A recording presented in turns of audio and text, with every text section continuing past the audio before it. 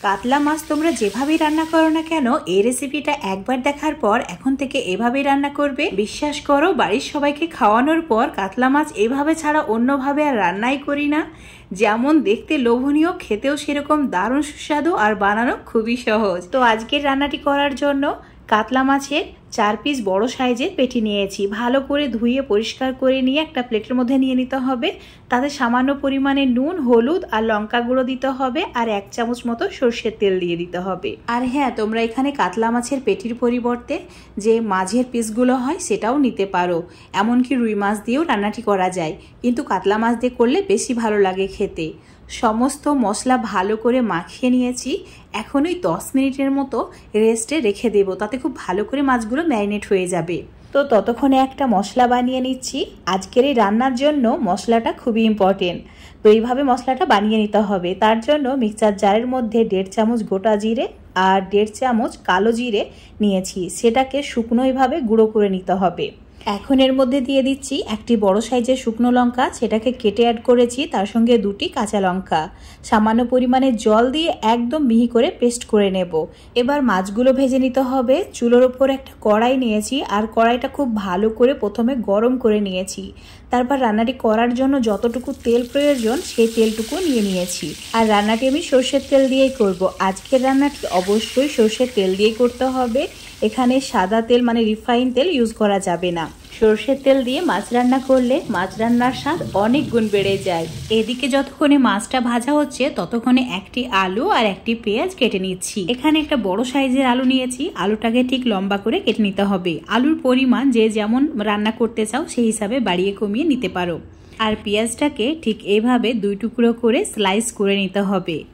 রেসিপির জন্য খুব বেশি সরু করে কাটার প্রয়োজন নেই, এইরকম একটু মোটা করে কাটলেও হবে। এভাবে স্লাইসগুলো আলাদা করে নিচ্ছি। এদিকে মাছটাও খুব ভালোভাবে ভাজা হয়ে গেছে। খুব বেশি পুড়িয়ে ফেললে হবে না, জাস্ট গোল্ডেন ব্রাউন করে ভেজে নিতে হবে। তো মাছের পিস দুটিকে প্লেটের মধ্যে তুলে নেওয়ার পর বাকি যে পিস দুটি রয়ে গেছে সে দুটোকেও ভেজে নিচ্ছি। মাছ ভাজার সময় কড়াই যদি খুব ভালো করে গরম করে তারপর তেলটা অ্যাড করা হয়, আর তেল একদম ধোয়া ওঠা গরম করা হয়, তাহলে কড়াইয়ে মাছটা আটকে যায় না।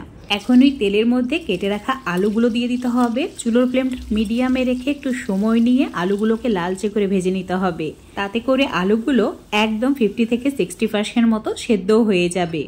এখন একটা প্লেটের মধ্যে তুলে রেখে দিচ্ছি। আর এই তেলের মধ্যেই দিয়ে দিচ্ছি একটি তেজপাতা। তেজপাতাগুলো কেটে অ্যাড করেছি। তার সঙ্গে 3টি শুকনো লঙ্কা আর দিয়েছি গোটা গরম মশলা। এখন এই উপকরণগুলো ওই 10 সেকেন্ডের জন্য লো আঁচে ভেজে নিতে হবে। অবশ্যই চুলোর ফ্লেমটা একদম কমিয়ে দেবে।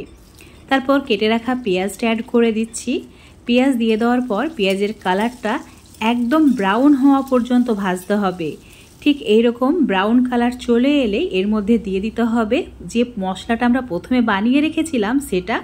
তার সঙ্গে 2 চামচ মতো আদা রসুন বাটা, স্বাদ মতো নুন, আর দিয়ে দিতে হবে 1 চামচের একটু কম হলুদের গুঁড়ো, 1/2 চামচ ঝাল লঙ্কার গুঁড়ো, তার সঙ্গে 1/2 চামচের একটু কম গোলমরিচ গুঁড়ো, আর 1/2 চামচ চিনি। অবশ্যই গোলমরিচ গুঁড়ো আর চিনিটা অ্যাড করতেই হবে। এখন সামান্য পরিমাণে জল দিয়ে মশলাটা একদম তেল ছাড়া পর্যন্ত ভালো করে কষিয়ে নেব। এই সময় চুলোর ফ্লেমটা একদম কমিয়ে রাখবে, না হলে কড়াইয়ে লেগে যেতে পারে। তো দেখতেই পাচ্ছ খুব সুন্দরভাবে মশলা থেকে তেল ছেড়ে দিয়েছে। তো ভেজে রাখা আলুগুলো এর মধ্যে দিয়ে দেব। তার সঙ্গে একটি মিডিয়াম সাইজের টমেটো এইভাবে স্লাইস করে কেটে নিয়ে অ্যাড করেছি। আলু টমেটো মশলার সঙ্গে 1-2 মিনিট মতো মিডিয়াম টু লো ফ্লেমে কষিয়ে নিচ্ছি। এবার এর মধ্যে দিয়ে দিতে হবে জল। তো 1 গ্লাস মতো জল দিয়েছি। খুব বেশি গ্রেভি থাকবে না, তাই এখানে 1 গ্লাস জল দিয়েছি। এখন ভালো করে মিশিয়ে নেওয়ার পর একদম চুলোর ফ্লেমটা হাই করে দিয়ে 2-3 মিনিট মতো রান্না করে নিতে হবে। তারপর এর মধ্যে দিয়ে দিতে হবে ভেজে রাখা মাছের টুকরোগুলো। এখন খুন্তির সাহায্যে ভালো করে একবার নাড়াচাড়া করে নিচ্ছি। আর চুলোর ফ্লেম মিডিয়ামে রেখে 5 মিনিট মতো রান্না করে নিয়েছিলাম। উপরে তেলটা পুরো ভেসে উঠেছে। এখন চুলোর ফ্লেমটা একদম কমিয়ে দিয়ে 4টি কাঁচা লঙ্কা গোটায় রেখেছি সেটাকে অ্যাড করে দিয়েছি। আর এই কাঁচা লঙ্কাগুলো খুন্তির সাহায্যে ঝোলের মধ্যে ডুবিয়ে দেওয়ার পর চুলোটা অফ করে দিচ্ছি। এখন ঢাকা দিয়ে 2-3 মিনিট রেখে দিয়েছিলাম, তারপর তোমাদের দেখাচ্ছি। দেখতেই পাচ্ছ দারুণ লোভনীয় হয়েছে, তাই না? খেতেও সেরকম দারুণ সুস্বাদু। কাতলা মাছের এই রেসিপিটা একবার যদি তোমরা বানিয়ে খাও, সত্যি বলছি প্রেমে পড়ে যাবে। গরম ভাতে এই রেসিপিটা থাকলে আর কিছুই লাগবে না। আজকে তোমাদের সঙ্গে যে রেসিপিটা শেয়ার করলাম, আশা করছি ভালো লেগেছে। ভালো লাগলে বাড়িতে অবশ্যই একবার ট্রাই করে দেখবে। যাকে খাওয়াবে সেই প্রশংসা করতে বাধ্য হবে আর বারবার রিকোয়েস্ট করবে এভাবেই বানিয়ে খাওয়ানোর জন্য।